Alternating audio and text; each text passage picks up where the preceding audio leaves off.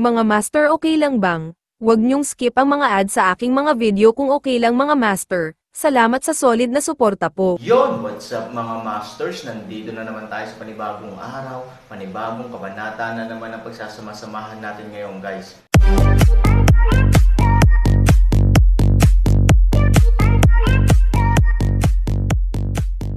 Bali mga masters, kung bago ka pa lang po sa aking YouTube channel, please click the subscribe button, lalong-lalo na po yung notification bell, guys, para maging connected pa rin tayo sa isa't isa at maging updated kayo sa mga susunod ko pang video.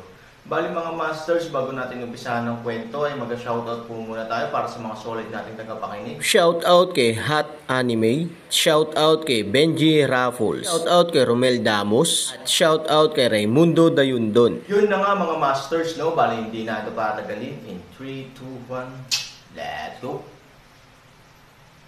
Mga masters, 3 video po araw-araw ang i-upload natin. Ang bagong yugto ni Daryl sa Storytelling Channel sa YouTube mapapakinggan. Ang bagong kabanata, pag-alis ni General Cassandra sa harapan ni General Allen. Si General Allen ay labis ang puot sa kanyang puso, dahil sa mga oras na ito siya ay labis na napahiya. Nagawa siyang saktan ni General Denki ng ganun lang. Buti na lang wala dito ang aking apprentice, dahil sobrang nakakahiya talaga. Denki, makakabawi din ako sa iyo. Ngayon nagkaroon na ako ng dahilan upang patayin ka. Sa mga nagdaan na taon, lagi mo na lang kinukontra lahat ng gusto kong gawin. Makakaganti din ako sa iyo, Denki. Sabi ni General Allen. Maya-maya nagpasya na lang itong bumalik sa lugar ng kulungan upang kausapin si Charlie. Naglakad na si General Allen patungo sa kulungan kung nasaan si Charlie. Nang makarating ito sa kulungan, si Charlie ay labis ang saya at ito ay bumati. Master, ikaw ay bumalik. Napakiusapan mo na ba si General Cassandra na ako ay pakawalan na lamang, hanggang sa tayo ay magtungo sa lugar ng mga mangkukulam na elf? Sabi ni Charlie kay General Allen sa masayang tono. Nang marinig ito ni General Allen, hindi agad ito nakaimak. At ito ay nag-isip, nako, ano na lang ang sasabihin ko sa aking apprentice, na hindi pumayag si General Cassandra, at dahil doon ako ay napahiya dahil sa General Denki na iyon. Hindi niya pwede malaman ang nangyari kanina. Dahil sobrang nakakahiya, kung malaman niya na ang kanyang master ay natalo lang ni General Denki sa isang paglusob lang. Bulong ni General Allen sa kanyang isip. Maya-maya nang mapansin ni Charlie ang hindi pag-imak nito. Nauunawaan niya na agad na hindi pumayag si General Cassandra. Master, okay lang iyon, kung hindi pumayag si General Cassandra. Makakalaya naman din ako dito, kapag napatunayan ko na sa kanya na nagsasabi ako ng totoo. Kaya wag mo na isipin ako dito, Master. Sabi ni Charlie sa mahinang boses. Nang marinig ito ni General Allen, ito ay bumalik sa kanyang ulirat. At ito ay ngumiti at nagsalita. Tama ka nga, Charlie. Konting tiis na lang. Mapapatunayan mo na sa kanila na nagsasabi ka ng totoo at hindi ka magiging sagabal sa aming lahing demonyo. Sabi ni General Allen. Nang marinig nito ni Charlie, medyo nalungkot siya, dahil gusto niya din talaga makaalis ngayon sa kulungan na kanyang kinalalagyan. Ngunit may napagtanto siya sa sinabi ni General Allen, at ito ay nagtanong.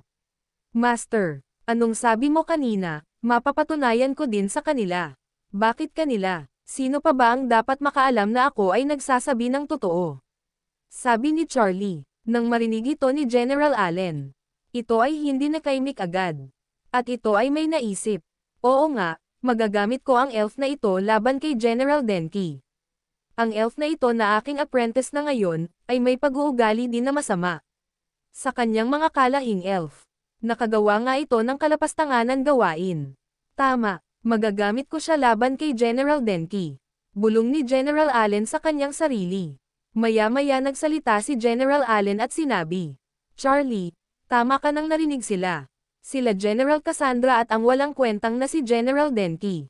Ang General Denki na iyon ay labis ang pagtutol na ikaw ay palayain sa kulungan na ito. Sadyang gusto niya na ikaw ay parusahan sa mga oras na ito. Ngunit ito ay aking pinigilan. Kaya hindi rin pumayag si General Cassandra dahil sa General Denki na iyon. Wala siyang tiwala sa iyo, Charlie. Isa ka lang daw basura at walang kwentang, kaya hindi ka daw namin kailangan. Sabi ni General Allen kay Charlie. Oo, sadyang sinabi ni General Allen ang mga salita na ito. Upang magalit si Charlie kay General Denki. At ito ang magiging daan upang mabilis niyang makumbinsi si Charlie na gumawa ng isang tusong gawain laban kay General Denki. Nang marinig ito ni Charlie, ito ay lubos na nagalit. Master, ang ayoko. Sa lahat minamaliit ako. Papatunayan ko sa kanya na nagkakamali siya. Ang general na iyon ay para din isang elf na walang kwenta, at ang aking kakayahan ay labis na minamaliit. Sabi ni Charlie sa galit na tono. Nang mapansin ni General Allen ang galit ni Charlie para kay General Denki, ito ay natuwa at napangiti ng palihim. Magaling, tama nga yan Charlie, magalit ka sa General Denki na iyon. Magtanim ka ng galit sa kanya, upang makasama kita sa pagpaplano laban sa kanya. Bulong ni General Allen. Maya-maya nagsalita si General Allen. Charlie, hayaan mo na lang si General Denki. May pagkakataon din tayo para mabawian siya. Sa ngayon, kailangan muna natin tiisin na nandito ka hanggang bukas ng gabi. Asahan mo kung may gagawin kang hindi maganda kay General Denki, upang makabawi ka sa pangmamaliit niya sa iyong kakayahan. Nasa likod mo lang ang Master Allen mo. Sabi ni General Allen. Nang marinig ito ni Charlie. Ito ay napangiti. Talaga Master, susuportahan mo ako sa lahat ng aking gagawin. Sabi ni Charlie. Sumagot si General Allen at sinabi. Oo naman Charlie. Bilang master mo, hindi kita papabayaan kahit kanino man. Lalo na sa General Denki na iyon. Wala siyang karapatan para pag-isipan ka nang wala kang kwenta. Sino ba siya para masabi niya ang ganon mga bagay? Kaya kung nais mo paghigantihan si General Denki, asahan mo nasa tabi mo ako. Sabi ni General Allen nang nakangiti kay Charlie. Oo, banibilog lalo ni General Allen ang ulo ni Charlie upang magtanim ito ng galit kay General Denki. Nang marinig ito ni Charlie, labis ang pasasalamat nito kay General Allen. Salamat Master. Salamat sa kabutihan mo sa akin. Lubos ko talagang tatanawin ng utang na loob ang kabutihan mo para sa akin. At kapag nakalaya na ako dito, papakita ko sa aking mga kaaway at sa mga walang bilib sa aking kakayahan, na ang Charlie na kanilang inalipusta ay ibang-iba na sa dating siya. Sabi ni Charlie nang may yabang na tono. Nang marinig ito ni General Allen, ito ay nagsalita. Ganyan nga Charlie, ipakita mo sa kanila kung sino ka at ano ang kakayahan mo. Lalo na sa mga elf na nagtakwil sa iyo at kay General Denki na walang bilib sa iyong kakayahan na tinatawag kang walang kwentang elf. Sabi ni General Allen kay Charlie sa tonong tuso. Samantala sa ibang panig, sa loob ng lumang temple, nasa loob pa rin ang dalawang figure na si Dax at Chester. Brother Dax, mukhang hindi ko na nararamdaman ang spiritual na lakas ng tatlo general na iyon. Tingin ko sila ay nainip na upang magbantay sa labas.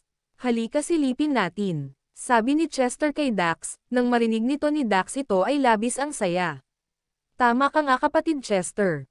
Bilisan na natin baka bumalik pa ang mga general na iyon. Nang makarating na sila Dax sa tapat ng butas, agad nagsalita si Chester. Tama nga, wala na dito ang mga general na iyon. Magmadali ka kapatid Dax, tayo nang lumabas. Lumipad ang dalawa palabas sa butas ng lumang temple. Nang makalabas na ang dalawa, labis ang tuwa ng mga ito lalo na si Dax. Sa wakas, nakalabas din tayo sa lumang temple na ito. Akala ko mananatili na tayo sa loob habang buhay. Napakalupit magbantay ng mga general na iyon. Buti na lang naisipan na nila umalis sa pagbabante. Sabi ni Dax nang nakangiti. Tama ka nga Brother Dax. Kailangan na natin makaalis sa lugar na ito. Baka maabutan pa tayo ng mga general na iyon kung sila ay babalik. Maya-maya, napatingin si Dax sa lupa na may nakaukit na mga salita. Brother Chester, tignan mo ito. Mukhang nag-iwan ng isang mensahe ang mga general na iyon sa isang general na napatay natin sa loob ng lumang temple na ito. Nang mabasa ni Chester ang mga salita na ito ay nakaisip ng isang mapanlinlang na gawain. Brother Dax, maaari ko bang hiramin ang skybreaking axe mo? Nang marinig nito ni Dax, ito ay nagtanong, ano ang gagawin mo Brother Chester? Maya-maya, kinuha ni Dax ang kanyang skybreaking axe at iniabot kay Chester. Maya-maya, umukit din ng salita si Chester gamit ang axe ni Dax. Sinagot niya ang iniwan mensahe ng mga general. Mga general, ako ay magpapatrolya muna. Masyado ako nalibang sa loob ng temple na ito, kaya natagalan ako lumabas. Babalik na ako sa pagpapatrolya sa mga oras na ito. Ang mga salita na ito ay sadyang iniwan ni Chester upang hindi maghinala ang mga general na iyon na patay na si General Senki. Nang mabasa ito ni Dax, labis ang kanyang pagkatuwa. Matalino ka talaga, Brother Chester. Nauunawaan ko kung bakit ka nag-iwan ng isang mensahe din sa mga general na iyon. Napakatalinong mo talaga, Brother Chester. Sabi ni Dax. Nang marinig ito ni Chester, ito ay napakamot ng ulo. At ngumiti, sabay sabing. Halika na, Brother Dax. Tayo nang magpatuloy sa paglalakad.